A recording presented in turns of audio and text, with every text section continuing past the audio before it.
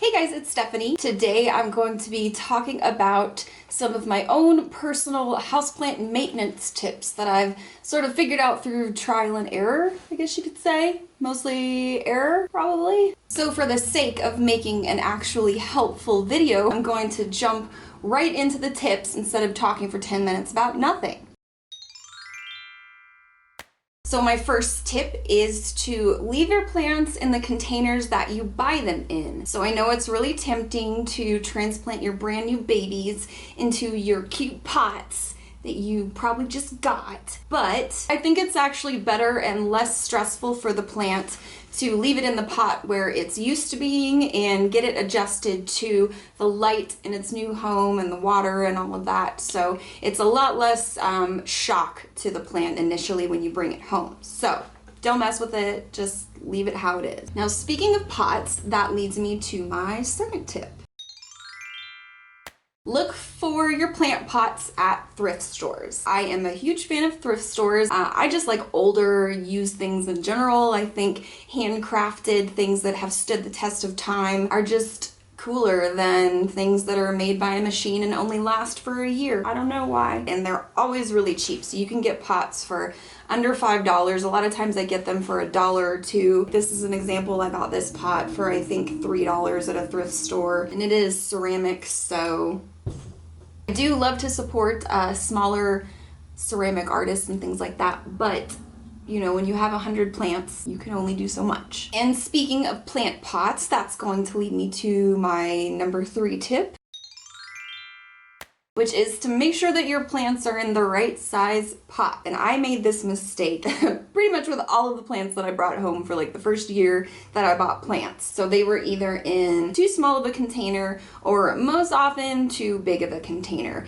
And those can cause problems. It doesn't necessarily mean the death of your plant, so if you have to, whatever. But if you have a plant in a pot that is too small, a lot of times it can dry out too quickly and it doesn't really give the roots room to grow. So the plant is not going to grow very quickly or at all. If you have a plant in a pot that is too big, from my experience, it really stunts the growth of the plant. My thinking is probably that it takes longer for the roots to develop because there's just too much room and they're trying to kind of get settled in their home and there's just too much room going on, and like that can lead to watering issues, either overwatering and underwatering, but for the most part that's always just made my plants grow really slow, with the exception of a prayer plant, so you should watch my video on that. So just really important to make sure that your plants are in the right size pots. That is hard to say.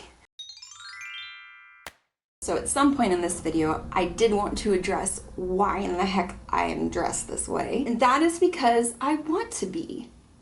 In all seriousness, my sister is getting married in October and I'm the maid of honor. So I've been looking for a maid of honor dress and I freaking fell in love with this stupid dress and I don't know what to do because I don't know if this is gonna work for the wedding or not, but I'm really not wanting to return it. So we have an issue because I have nowhere to wear a dress like this at all, ever. I'm trying to think if I've ever in my life had somewhere to wear something like this.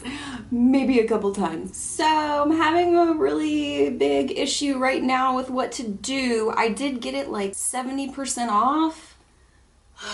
So I decided that since very high likelihood that I will be returning it, maybe. I wanted to go ahead and wear it for a video. That way it can live forever and I just have a memory of the dress, which is almost as good. But I don't know, I just really like it and I wanted to wear it for something because, just because. Leave me a comment below if you think that I should keep this dress and help talk me into it. It may just become my YouTube dress. So, on to the next tip.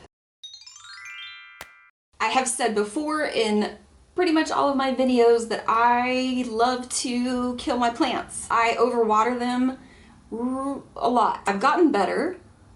I don't think I've killed any recently. But one of the things that I think that has helped and will help other people like me is using soil additives. So I use perlite right now. It's kind of like a styrofoamy, I'll put a little But you mix that into the soil and that helps aerate the soil and adds drainage. So for plants that like really dry soil, I add a lot more. That way there's a lot more airflow in the plant and the soil can dry out faster. For plants that like a lot of moisture, I use less. And if you have plants that really like a lot of moisture, you can put some moss in the bottom underneath the soil to kind of hold the moisture. The perlite will also kind of help aerate the soil so you're not running into root rot problems, which is typically what kills your plants when you overwater them. So that's a nice, cheap, easy solution. I think you can get a bag of it for under $10.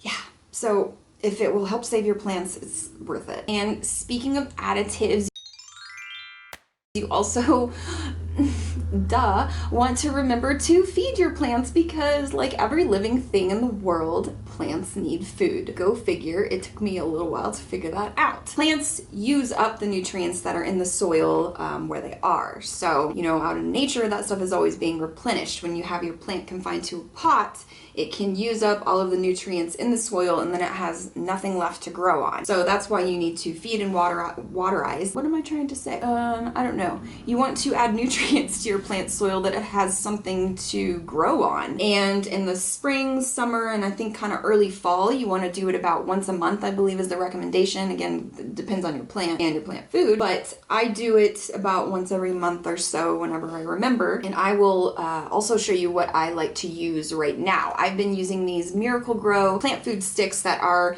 basically just nutrients. There's nothing in them. I normally am not a huge supporter of Miracle Grow and companies like that. It's not typically a product I would lean towards, but it's really easy to use and it's one of the only things that I found that's just like food and that's it. It's really easy to measure because they're little sticks and so you can just stick a couple in your pot or break them in half and put a little bit if you only need a little bit. So they're really convenient.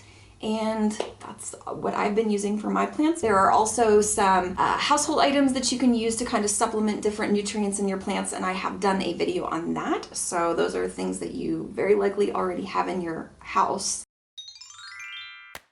Another lesson that I have learned over time is to make sure your plant is happy where you want to put it before you like just put it there. So before you start drilling into the wall or hanging things or buying furniture for where you think your plant needs to be, make sure that it actually likes that spot. I've had to readjust a lot of my plants because I brought them home, and just because you think that the lighting is good in a spot doesn't mean that the plant thinks that. So I would wait a week or two, see how the plant is responding to where you have it, and then proceed. Now when it comes to watering your plants, I have made the mistake a number of times of just watering my plant because I thought it was time, and that's a great way to drown your plants. I highly recommend either getting a gauge of some sort or just sticking your finger down into the soil to actually check and make sure that it needs water. I don't really think I need to say anything other than that. I've had a couple people tell me that there are different things available that can help you check the moisture level in your plants. I personally don't have any of those yet. And the last tip that I want to share with you guys is, I'm not gonna say that it's gonna work on everything, but from my experience, it's worked on a lot of different things. If you happen to find some little extra creepy crawlies on your plant that aren't supposed to be there, dish soap and water can get rid of a lot of different pests. You can just get a little spray bottle, soap and water, spray it down at least once a day. Make sure you're like hitting the leaves and hitting the bugs on the leaves so it's coating them in the soap. But it's a really gentle, effective way to get rid of pests on the plant without actually getting rid of the plant. I had a plant with pests and I cut it back to get rid of the pests, and it's been 7 months.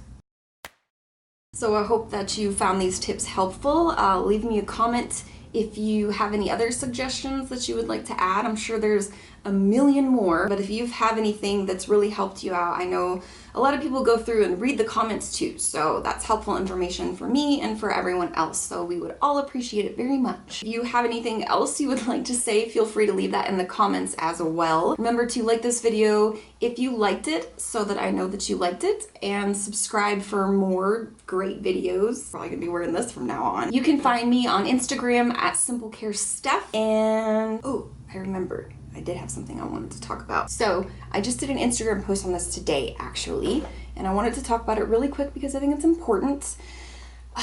I've had this spot on my back that I've been concerned about for a few years, so I finally went ahead and went in to get it tested, and it looked a little irregular, so I thought about it for a while, but I made the decision to go ahead and have it biopsied, kind of at the recommendation of the doctor. Leaving, I just was like, that was really kind of stupid that it took me so long to make the decision to get it tested, because it's just really dumb to gamble with your life like that when you can not. And I used to think that skin cancer was not really that big of a deal, and it was so easily treated and so easy to be caught and so common and whatever. And then a couple years ago, as I've talked about in other videos, my dad got skin cancer, and it spread to his brain, and it killed him 9 months after we found out.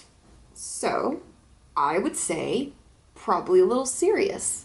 And I don't know, like I used to tan and do all the things that you're just not supposed to do because I didn't take it seriously when I was younger. But I don't know.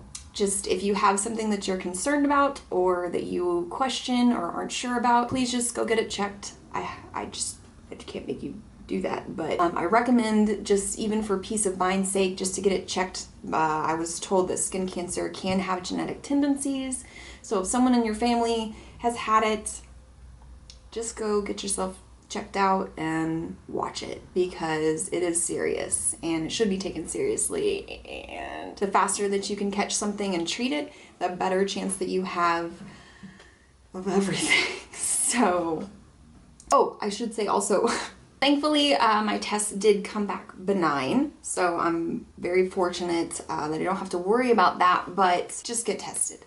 And I will end the video on that positive note, because that was good news. So yeah, I hope you guys enjoy the rest of your day. I'm gonna do what I can to try to get myself out of this stress later.